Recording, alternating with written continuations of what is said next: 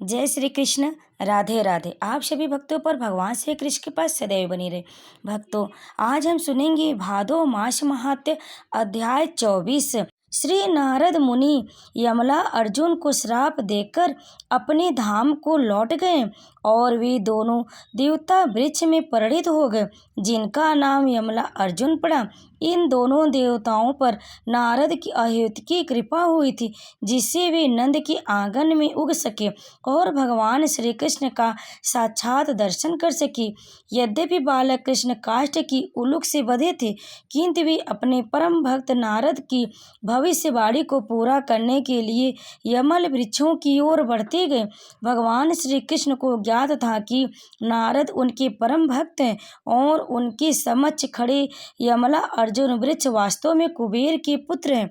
उन्होंने सोचा, अब मुझे अपने परम भक्त नारद के वचनों को पूरा करना चाहिए। अतः वे इन दोनों वृक्षों के बीच के मार्ग से आगे जाने लगे।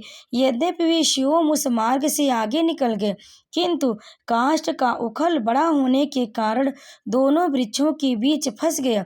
इस अवसर का लाभ उठाकर श्री कृष्ण उलूक से बंधी रस्सी को जोर से खींचते रहे। ज्यों ही उन्होंने बल लगाकर रस्सी खींची, त्यों ही दोनों वृक्ष तने तथा शाखाओं समेत धम्म से पृथ्वी पर गिर पड़े। इन दोनों टूटे वृक्षों में से अग्नि के समान प्रज्वलित दो महापुरुष प्रकट हुए। उनकी उपस्थिति से सारी दिशाएं प्रकाशित हो उठी। वे दोनों विशुद्ध पुरुष बालक कृष्ण के समक्ष उपस्थित हुए और प्रणाम करने के लिए झुककर इस प्रकार स्तुति करने लगे। हे कृष्ण, आप आदि भगवान तथा योगेश्वर हैं। विद्वान ब्राह्मण जानते हैं कि यह दृश्य जगत आपकी उन शक्तियों का विस्तार है जो कभी प्रकट होती है और कभी अप्रकट होती है। आप समस्त प्राणियों के जीवन, शरीर तथा इंद्रियों की आदिदाता हैं। आप शाश्वत ईश्वर भगवान विष्णु हैं, जो सर्वव्यापी हैं तथा प्रत्येक वस्तु की शाश्वत नियामक और नित्य काल। आप इस दृश्य जगत की मूल स्रोत हैं, जो प्रकृति के तीन गुणों सत्व, रज तथा तम के अधीन कार्य कर रहा है। आप नाना रूपधारी प्राणियों में परमात्मा रूप से निवास करते हैं और भली भांति जानते हैं कि उनके शरीरों तथा मनों के भीतर क्या हो रहा है। आप समस्त जीवात्माओं के समस्त कार्यों के श्रेष्ठ निदेशक। यद्यपि आप माया के गुणों के वशीभूत वस्तुओं के बीच रहते हैं, किंतु ऐसे कलुषित गुणों के प्रभावित नहीं होते। भौतिक गुणों के वशीभूत होकर कोई भी आपके दिव्य गुणों को नहीं समझ सकता, क्योंकि वे सृष्टि की उत्पत्ति के पहले से विद्यमान थे। अतः आप पर ब्रह्मा कहलाते, जो अपनी अंतरंगा शक्तियों के कारण महिमा मंडित हैं। हे वासुदेव, हम आपके चरण कमलों में सादर नमस्कार करते हैं। इस संसार में आप अपने नाना अवतारों के द्वारा ही जाने जाते। यद्यपि आप विभिन्न शरीर धारण करते रहते, किंतु यह शरीर इस भौतिक सृष्टि की अंग स्वरूप नहीं होते। ये शरीर असीम ऐश्वर्य, बल, सौंदर्य, यश, बुद्धि तथा त्याग की दिव्य शक्तियों से पूरित रहते। इस संसार में शरीर तथा शरीरी में अंतर होता है, किंतु आप अपने मूल आध्यात्मिक शरीर में प्रकट होते रहते। अतः आपके लिए ऐसा भेद नहीं रहता। अब आप प्रकट होते हैं तो आपके असामान्य कार्य सूचित करते हैं कि आप श्री भगवान हैं। ऐसे असामान्य कार्य करना इस जगत में रहने वाले किसी भी प्राणी के लिए संभव नहीं। आप परम भगवान सभी जीवों के जन्म, मृत्यु तथा मुक्ति के कारण हैं और आप अपने सभी अंशों से पूर्ण हैं। आप किसी को कोई भी वर दे सकते हैं। हे भगवान, हे भाग्य तथा कल्याण के कारण स्वरूप, हम आपको सादर नमस्कार करते हैं। आप सर्वव्यापी, शांतिदाता तथा यदु वंश के परम पुरुष हैं। हे प्रभु, हमारे पिता कुबेर आपके दास हैं।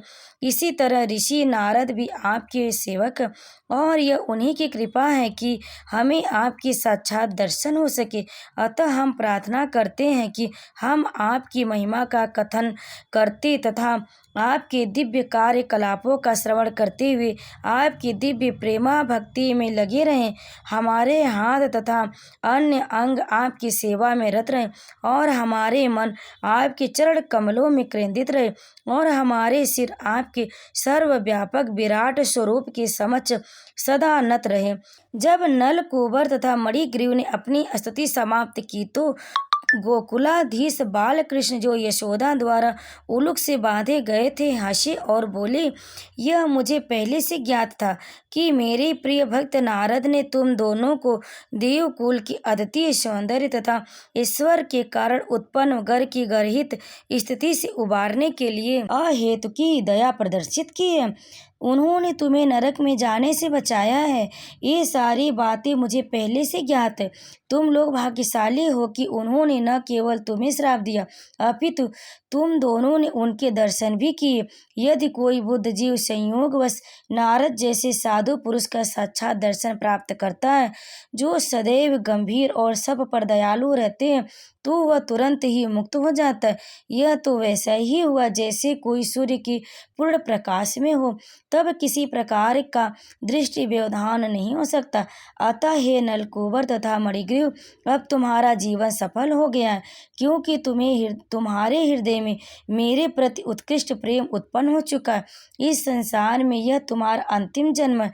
अब तुम अपने पिता के धाम स्वर्गलोक को जा सकते हो और भक्ति करते रहने के कारण तुम इसी जीवन में मुक्त हो सकोगे।